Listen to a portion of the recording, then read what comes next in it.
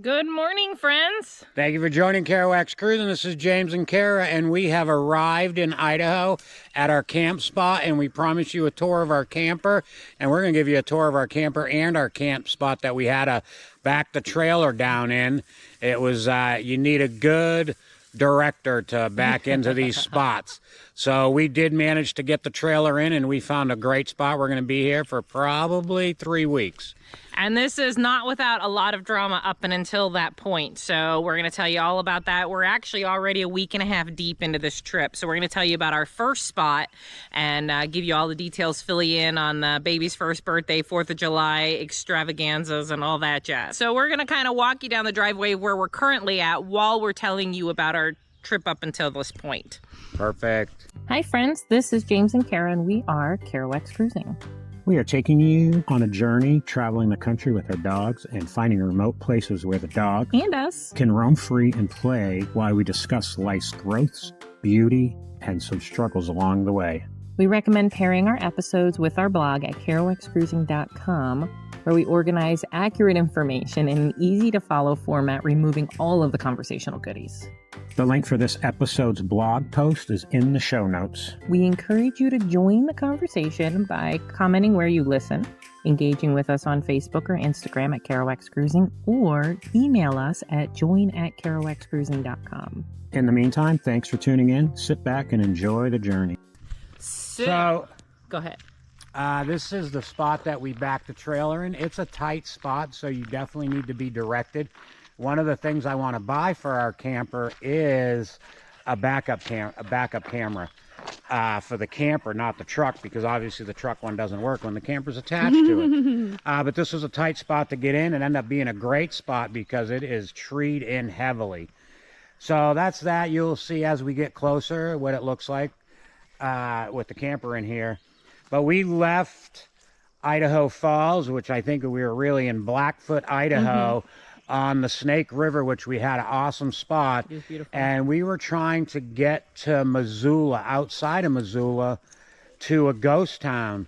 Yeah, we mentioned in the last episode, at the end of the last episode, that we found a spot, but we weren't in love with it, so we were going to kind of try to wing it, and that's what we did. We did wing it. We woke up late, we slept in, so we had lots of energy, so we ended up driving about an hour and a half to 2 hours longer than we were anticipating because we felt Over good the enough to 4 keep hours. going. Yeah. So when I looked at the ghost town, it was on this really crappy dirt road. Oh, I want to it was- point out this tree. And it really was quick, going to take because that was an hour off the route. That tree gave us some adventure stripes on the camper, and ignore the broken down television over here. People like to shoot and leave their garbage behind. Go ahead, baby. So we skipped the ghost town. We really didn't know where we were going to stay. Missoula's kind of weird because there's a lot of national park around, but we pull into one spot. National Forest. National Forest. We pull into one spot. We couldn't camp there. It looked like we could camp there. We got there, and lo and behold, the sign said no overnight camping, day use only. Yeah, and what we were finding is, like, directly around Missoula, because it's a larger town, there's not a lot of public lands directly close by. You have to drive 45 minutes, an hour out a dirt road before you finally get out to it. So we ended up, well, first we got pizza. First, we actually took the truck downtown Missoula with the trailer. Yeah, we got so lucky. So we don't know what Missoula is. We have no idea. We find this pizza joint. It looked good. We're craving pizza. We hadn't eaten any takeout food at all the whole trip, so we were craving something bad for us. And you know how we feel about pizza. So the pizza place ended up being downtown, and it was perfect. We pulled down there, and I find a parking lot in the train station that could hold the truck and the camper. I dropped her off. So Your Pie Pizza in Missoula, Montana is downtown. They serve nothing but either pizza by the slice or 19-inch pizzas. The pizza was phenomenal. And if you are camping and pulling a trailer, just around the block, like James said, there's a train station with a very large parking lot. He dropped me off. He turned around. And it was I just great. waited just in case somebody came. There was nobody in the parking lot, so it was super cool. I turned around pretty easy. You know, towing's always difficult. So we pick up the pizza and we go into our first spot, which is only supposed to be like 30 minutes away. Well, when we pull into that spot, it had the sign, no overnight camping. So then we didn't know what we were going to do, so we just kept going on the 90, and we figured we'd find a spot, and we ended up staying at an actual camp spot right off the highway. Quartz Flats camping, or campground. Quartz Flats camping. If you have the interagency pass, it ended up only being $7.50 a night. Solar panel set up back there. So, did you get the solar panels? Yeah, that's what I was saying. Oh, nice. Yeah. So, we ended up just taking that spot. We were only doing a quick stay anyways, a one-night stay. Yeah, we didn't get end the up... satellite. Yep, we didn't end up recording at that spot because we took the dogs for a walk, but because it's a campground... There was a lot of dogs. Yeah, we needed to have them on the leash, and our monsters just aren't leash trained. So we did not do that. So welcome in, you guys. So, it's going to take a minute to adjust to the lighting. Julesy, you don't need to get up right now, baby. So excuse our mess. It rained yesterday, so things are a little muddy. We're still in the middle of our morning routine, but, you know, life lived. So, we stayed overnight there, got up leisurely, and headed to my son's house. And it was really only a 3-hour ride. Yes, that was the nice part. We were like, we're going to get there by noon. We're going to have time to set up camp, relax, take showers, take the dogs for a walk. So I had planned on going up this place that I had checked out when we were in Idaho. I'd bring the dogs up there to go for a walk. And it was called Little Blacktail Mountain. And they had 2 camp spots on the top of this mountain. Well, it's on top of a mountain. Yeah. Key word. And we had the whole back of the truck full, the whole camper full. And I just thought my truck was badass enough to be able to, we're going to head back outside, be able to pull the trailer up this mountain. Well, we got halfway up, the transmission overheated. The engine overheated and directly then after that. 5 minutes later, the engine overheated. So now we are stopped halfway up this mountain with no turnaround. Like, absolutely no turnaround. It was terrible. It is a skinny mountain road. We waited at first. We waited an hour. Let everything cool down. We took the dogs for a W. What we should have been doing is kind of recording the headache of the whole process. Because, I mean, frankly, it would have made for good content. Actually, it probably would have got the most hits of any video we've ever It's posted. probably true. So we're going to stop moving you guys around now. So we overheat. The truck overheats. And, So, yeah, we go for a walk. We walk up, and we're like, the hill seems like it, you know, evens out pretty good. It shouldn't be too bad. You know, we didn't walk super far, just a little bit. And, call a friend to chat, waste some time. It was the heat of the day too. You know, it was right at noon, 1 o'clock. It was 1 o'clock. Hot. So we hung out. We hung out for an hour and a half, and I actually put radiator fluid in it, and I turned the truck on. The transmission light had came off. It had cooled down enough. So then we start up again. And now the truck overheats again. The transmission overheats. And we've gone up another 2 miles. We're at a fork in a road. So I stop the truck in the shade. We get out again, and then we walk to the campsite. And while we walk to the campsite, now the campsite's 0.08 of a mile. Oh, yeah. But still... like this, up this hill. Super rough roads with big rocks and big dips. And a cliff on one side. On one side, yeah. So it's like, it's one thing to be like pulling up 0.8 of a mile. We probably could have made it, maybe. But first of all, is it worth risking the truck? And then second of all, you just figure we've got all of the weight. We moved, mind you. So we've got all of the weight of the truck, all of the weight of everything that's in the camper. And then... every little hole and divot, the truck has to muscle pull not only the truck out of it, but the trailer out of it at the same time. The truck is packed. The road kept getting rougher and rougher, and the view would have been beautiful. It was up on a mountain, big, beautiful clearing overlooking Lake Pend Oreille. It was just, would have a gorgeous sunset view. The thing here with, you don't get much sunset, and it's one of our favorite times of the day because the trees are so dense, and we're like completely surrounded by mountains. So we would have been up above the mountains. We would have had beautiful sunset views. It would have just just been a magical Yeah, sunrise spot. and sunset would have been great. So anyways, we're in that fork in the road, and I'm like, well, we're going to park here. We walk, check out the campsite. It's awesome. I will tent there eventually because it's easy to drive a truck up there. You just don't realize pulling 8,000 pounds behind your truck takes a toll on the truck. So we decided I didn't want to risk the transmission. And I know that I burnt the transmission fluid. So the transmission fluid needs to be changed now. So now this would have been the video, an epic video. Everybody would have watched it. So now we got to turn this trailer around On a narrow dirt road. on this dirt road, Uneven. really steep, On the and edge of a cliff on one side. Dude.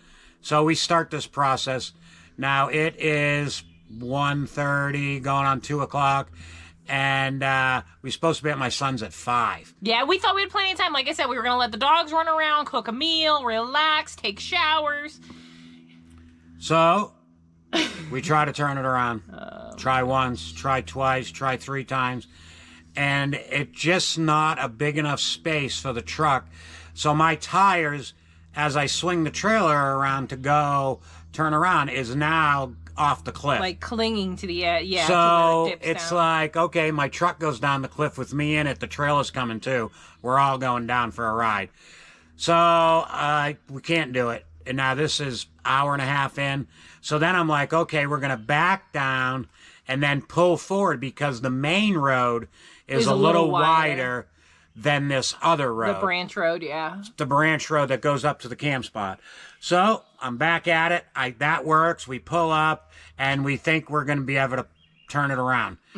So now I get it. So now I'm backing up and you have a little room because the And tires... he's not so worried anymore about falling off the cliff edge. You know, the trailer's backing up towards the cliff edge, but he's able to maneuver it a little bit better.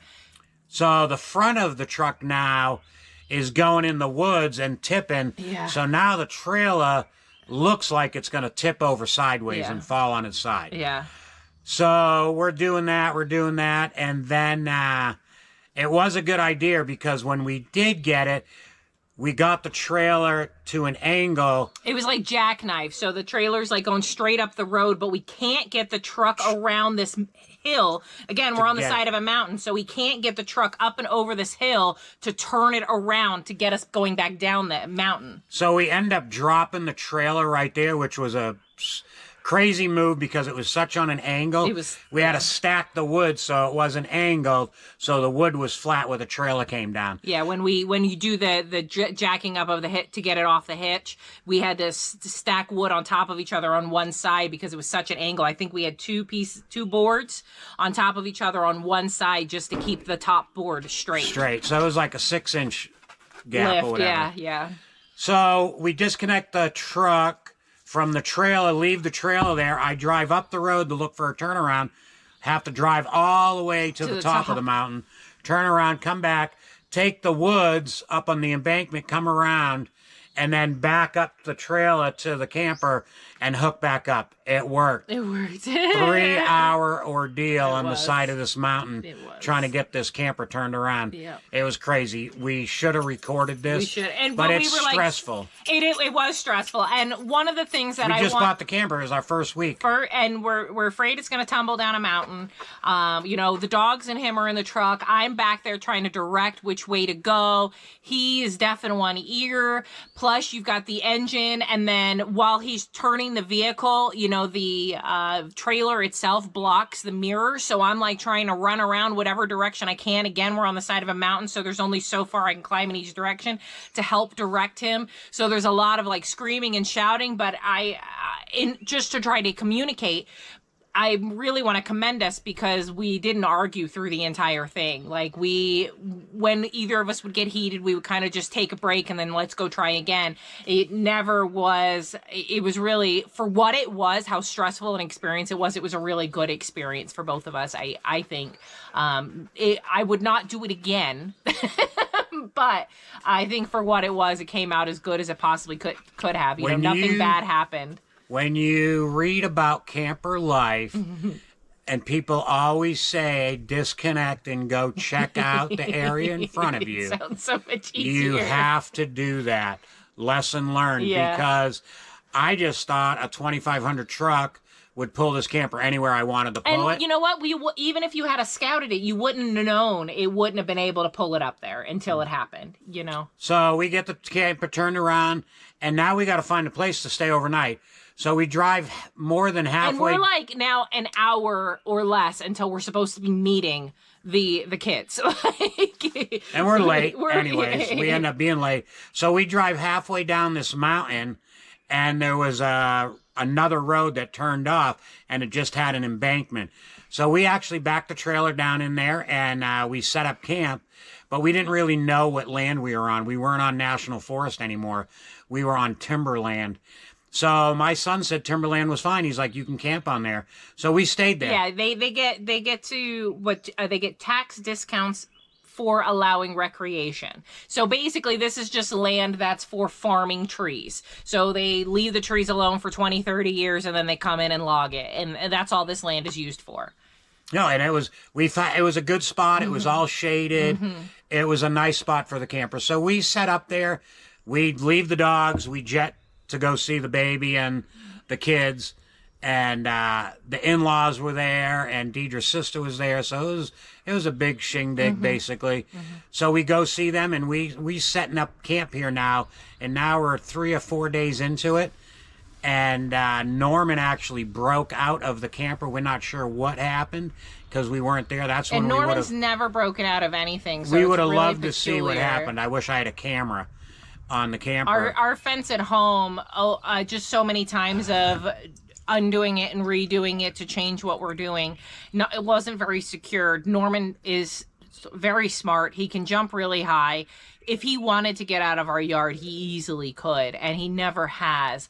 And he actually clawed at our front screen. And this is, again, like James said, the 4th or 5th day that we're there. Clawed at the screen on the front door, broke the screen, ripped the screen right off. He couldn't get out of there.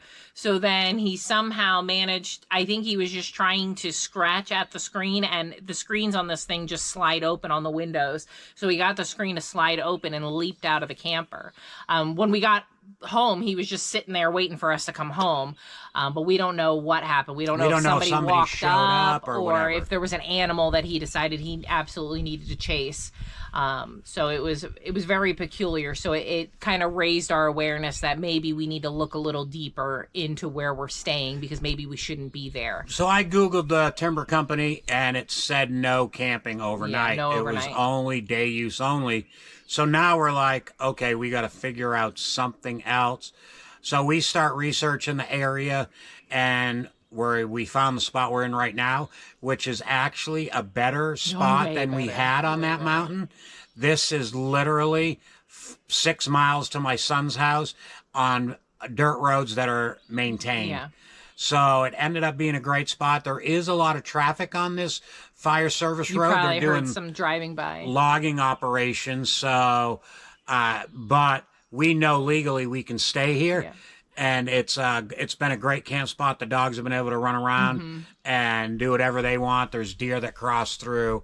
So we have found our spot that we're going to be staying, and it's a convenient spot, and we really can get to town in 30 minutes. Yeah. No, it's great. It's been a lot nicer because before we don't want to leave the dogs locked up for too long, so we try to stay home with them all day, and then I'll try to only be gone for 4 or 5 hours. Especially Jules, she just can't hold, her bathroom breaks as long.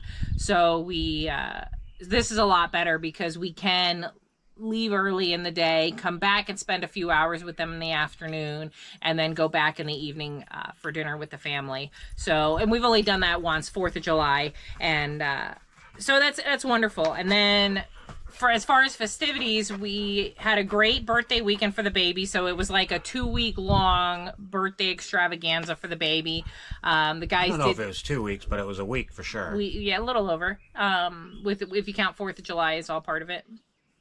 So the guys over the weekend did his brother came from James's brother, who's around Ryan's age. So they kind of grew up together as like brothers or cousins. So he came from Tacoma, and the guys all went skeet shooting, right? We went skeet shooting from a person that my son works with, had a party. And, man, there was a lot of guys there, and we shot I shot 100 rounds myself, but between everybody, probably 1,000 rounds and 1,000 clay pigeons. We brought 300 clay pigeons, but everybody brought clay pigeons, and there was 5, 6 guys lined up, 4 or 5 guys throwing clays all at the same time. It was a lot of fun. My ears, my shoulder were ringing and hurting, but it was a great 4 hours of fun. And I can't think of Neil. Neil, the guy that had the party, he brought a bunch of food. He bought a grill. They had potato salad, hot dogs, hamburgers. It was a fun day, and it was fun to meet pretty much all the people that Ryan worked with at the hospital. So we had a good day. Yeah. It was fun, and it was on top of a mountain, and we were skeet shooting off a cliff. Oh, cool. So it was kind of cool, and you could see for a long, long way. It was a good day.